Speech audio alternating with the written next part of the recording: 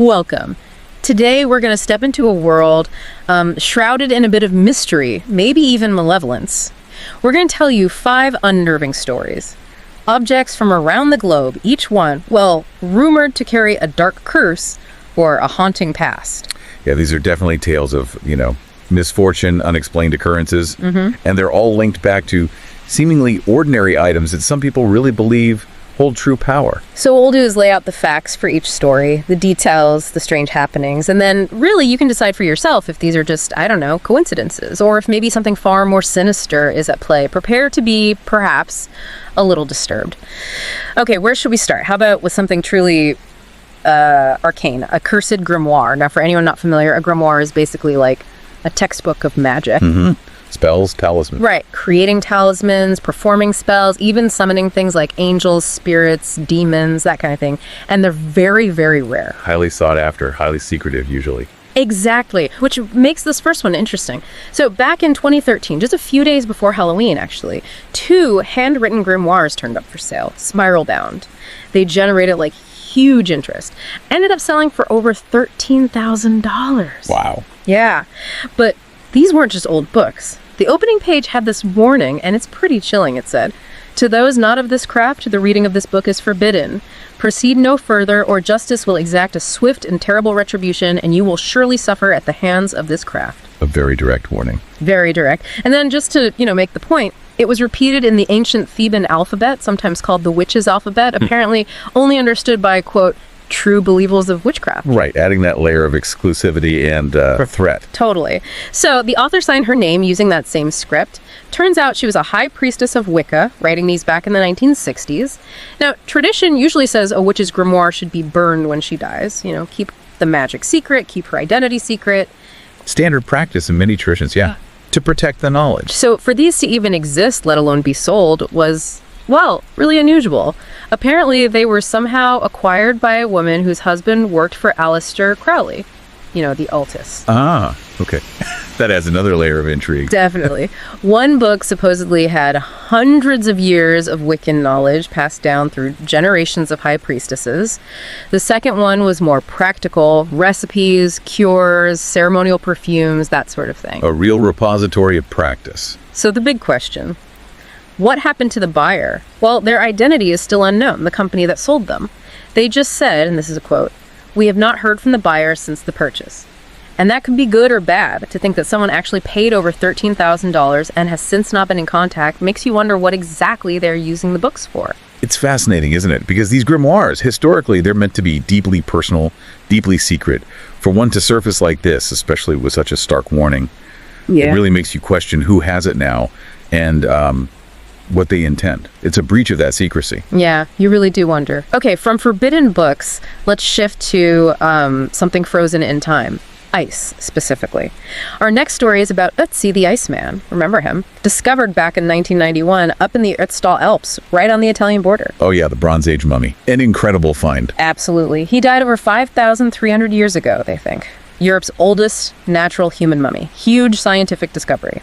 But not long after they found him, people started thinking maybe disturbing Ötzi wasn't such a good idea because this string of, bizarre misfortunes and deaths started happening to people who were directly involved with finding him or examining him. The infamous curse of Ötzi. Exactly. And the list is, it's unsettling, Raina Henn, the forensic pathologist, died in a car crash a year after examining him. Kurt Fritz, the guide who led Henn to the body, died in an avalanche not long after that. Wow. Then Raina Holtz, she made a documentary about finding Ötzi. Died of a brain tumor. Helmut Simon, the guy who actually first discovered the body while hiking, he died from a fall, hiking back in 2004. That's quite a sequence. It gets weirder. One of Simon's friends, who's on the rescue team that recovered Simon's body, died of a heart attack just hours after Simon's funeral. Konrad Spindler, he led the scientific team examining Ötzi, died of MS. And Tom Loy, a molecular archaeologist, he found human blood on Ötzi's gear. He passed away from a blood disease. It's a disturbing pattern, no doubt. And the thing is, apparently all these people died relatively young, and they were considered healthy beforehand. You know, it's cases like this that really highlight our human tendency towards pattern recognition. We see a cluster of tragedies linked to something ancient and mysterious, and the idea of a curse just seems to fit. It's almost like confirmation bias playing out on a tragic scale. We look for connections, especially when something feels taboo, like disturbing the dead. That's a really good point, trying to make sense of the randomness. But still, it makes you wonder, especially since, the hundreds of thousands of people who visit him in the museum in Italy every year. They seem fine. No reports of anything bad happening to them. That adds another layer, doesn't it? Is the curse specific only to those who directly interfered? Maybe. Or maybe it is just a macabre coincidence. Hard to say for sure. Okay, let's move to something much more modern now, but just as creepy in its own way.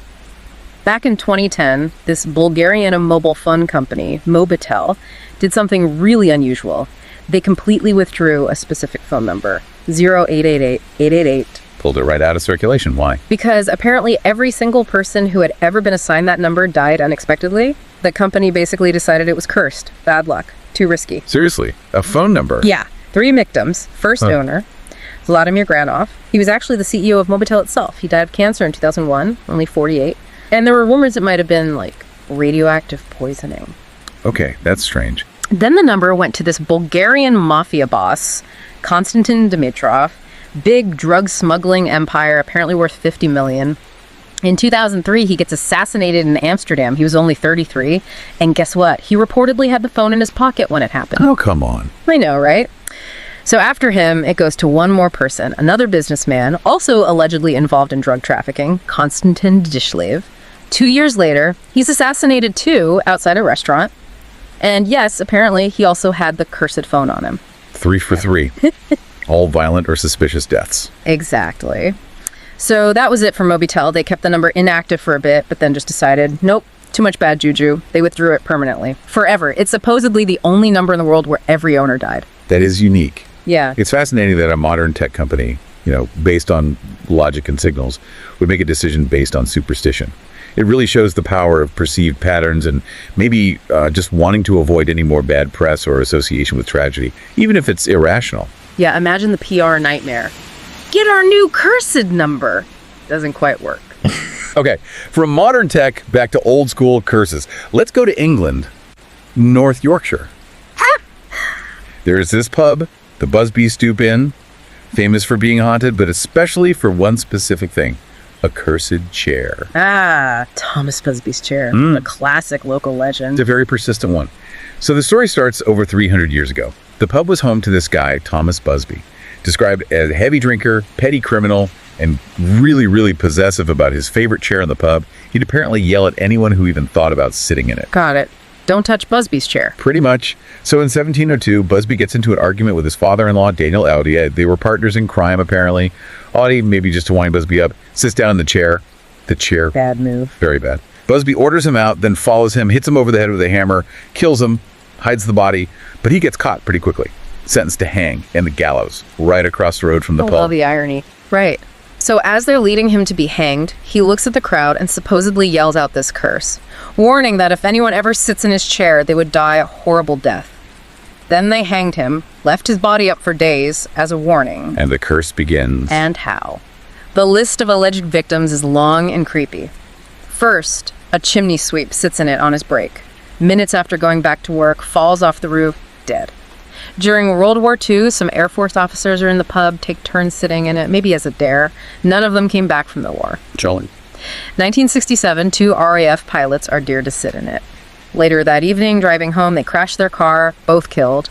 A cleaning lady trips, accidentally falls into the chair, later dies of a brain tumor. A delivery guy takes a quick break, sits in the chair, crashes his van later that day. It just keeps going. Even when the landlord got so fed up he moved it to the basement, a builder working down there sits on it during lunch. Later that day, falls off scaffolding, dead. That was apparently the last straw. The landlord called a local museum, they agreed to take it, and now it hangs 6 feet up on the wall, just in case. It's amazing how these local legends endure, isn't it?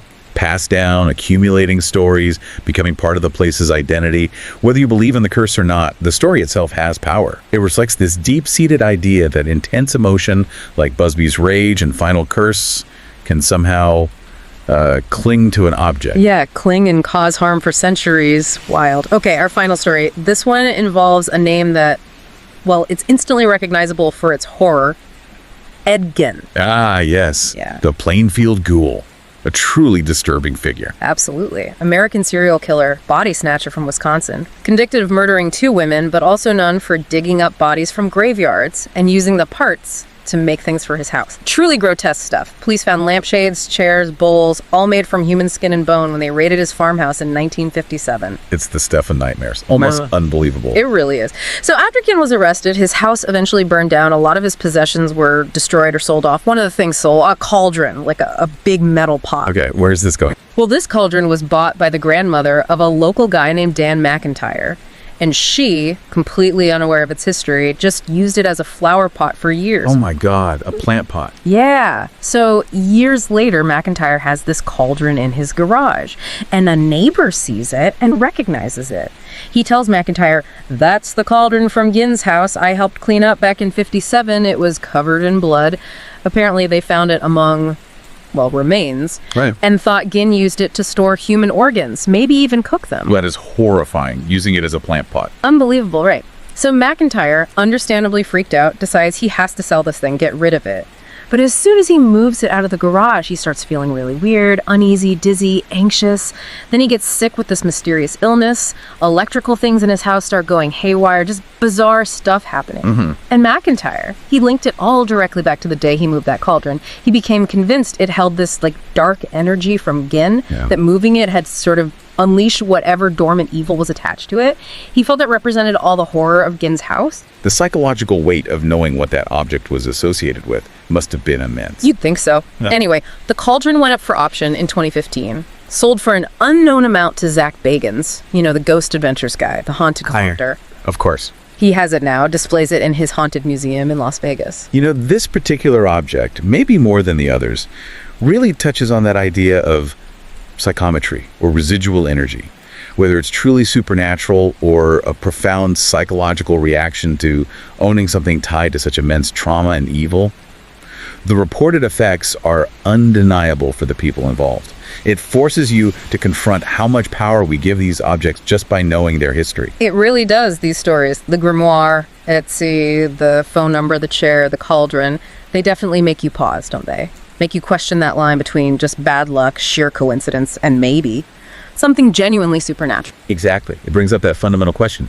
Can these inanimate things truly absorb and, I don't know, radiate darkness? Or is it our own minds, our fear, our belief that gives them their terrifying power? Maybe the real horror is in not knowing the answer. A truly unsettling thought to end on. We hope these stories have given you something chilling to think about. If you found these tales unsettling, please do like, share, and subscribe to our channel, Horror Docs. We've got more stories like this coming. Until next time, stay curious, and maybe be careful what you touch.